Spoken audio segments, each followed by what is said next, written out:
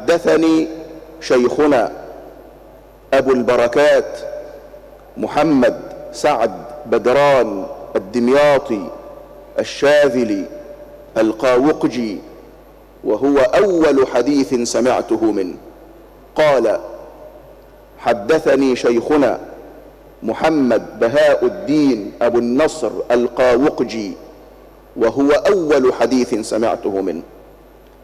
قال: حدثنا أبي أبو المحاسن محمد بن خليل القاوقجي، وهو أول حديث سمعته منه. قال: حدثنا محمد عابد السندي، وهو أول حديث سمعته منه. قال: حدثنا الوجيه عبد الرحمن ابن سليمان الأهدل، وهو أول حديث سمعته منه. قال: حدثنا أمر الله ابن عبد الخالق المزجاجي، وهو أول حديث سمعته منه. قال: حدثنا شمس الدين محمد ابن أحمد بن عقيلة المكي، وهو أول حديث سمعته منه. قال: حدثنا أحمد ابن محمد الدمياطي الشهير بابن عبد الغني، وهو أول حديث سمعته منه. قال: حدثنا أبو الخير عمر ابن عموس الرشيدي، وهو أول حديث سمعته منه. قال: حدثنا شيخ الإسلام زكريا الأنصاري، وهو أول حديث سمعته منه. قال: حدثنا شيخ الإسلام شهاب الدين الحافظ ابن حجر العسقلاني، وهو أول حديث سمعته منه. قال: حدثنا الحافظ زين الدين أبو الفضل عبد الرحيم ابن الحسين العراقي، وهو أول حديث سمعته منه. قال: حدثنا صدر الدين محمد ابن إبراهيم الميدوني، وهو أول حديث سمعته منه. قال: حدثنا أبو الفرج عبد اللطيف ابن عبد المنعم الحراني، وهو أول حديث سمعته منه. قال: حدثنا أبو الفرج عبد الرحمن بن الجوزي، وهو أول حديث سمعته منه. قال: حدثنا إسماعيل بن أبي صالح المؤذن، وهو أول حديث سمعته منه. قال: حدثنا أبي أحمد بن عبد الملك، وهو أول حديث سمعته منه. قال: حدثنا أبو طاهر الزيادي، وهو أول حديث سمعته منه. قال: حدثنا أبو حامد البزاز، وهو أول حديث سمعته منه. قال: حدثنا عبد الرحمن بن بشر بن الحكم، وهو أول حديث سمعته منه. قال: حدثنا سفيان بن عيينة، وهو أول حديث سمعته منه، عن عمرو بن دينار عن أبي قابوس مولى عبد الله بن عمرو عن سيدنا عبد الله بن عمرو بن العاص رضي الله عنه أنه قال: سمعت رسول الله صلى الله عليه وسلم يقول: الراحمون يرحمهم الرحمن تبارك وتعالى، ارحموا من في الأرض يرحمكم من في السماء. هذا الحديث النبوي الشريف الذي عرف بالحديث المسلسل بالأولية.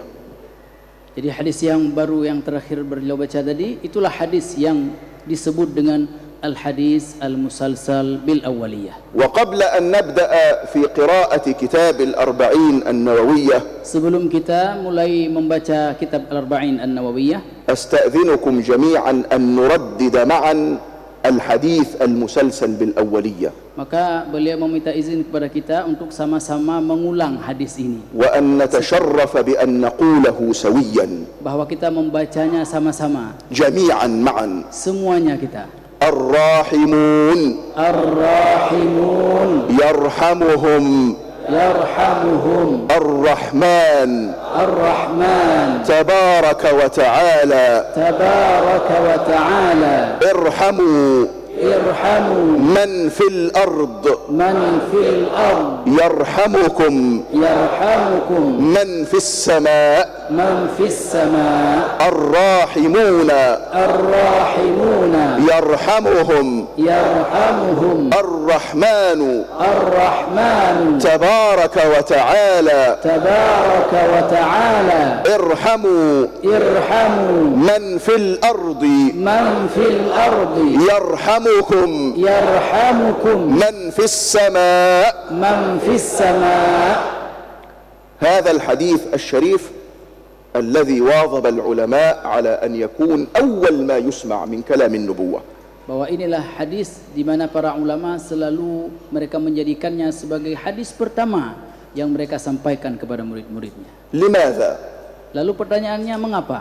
قال العلماء Para ulama mengatakan الغرض من هذا tujuan daripadanya adalah أن يحفر في قلب طالب العلم bahwa supaya dimasukkan ke dalam hati para pencinta ilmu dan pencari ilmu أن مفتاح الدين bahwa kuncinya agama, وأن أساس الدين bahwa dasar daripada agama, وأن أصل الدين bahwa asal daripada agama إنما هو الرحمة، adalah rahmah. حتى تكون الرحمة هي أول ما يدخل إلى أذن الطالب من لسان شيخه من كلام النبوة.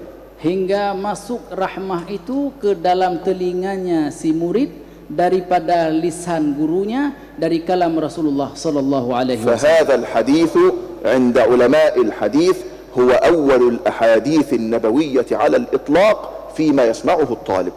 Maka menurut para muhaddis, hadis ini merupakan hadis pertama yang mesti didengar oleh para murid. فينزل هذا الحديث من السنة المشرفة كمنزلة البسملة من القرآن العظيم. Maka hadis ini dia seperti posisi daripada bismillah pada Al-Qur'anul Karim. كما أننا نستفتح القرآن العظيم بقوله تعالى بسم الله الرحمن الرحيم. Sebagaimana kita ketika memulai Al-Qur'an dibuka dan dimulai dengan Bismillahirrahmanirrahim, فكذلك نستفتح الأحاديث النبوية بقوله صلى الله عليه وسلم الراحمون يرحمهم الرحمن. maka demikian juga kita memulai hadis Rasulullah sallallahu alaihi wasallam dengan hadis ar-rahimuna man yarhamuhumur rahman.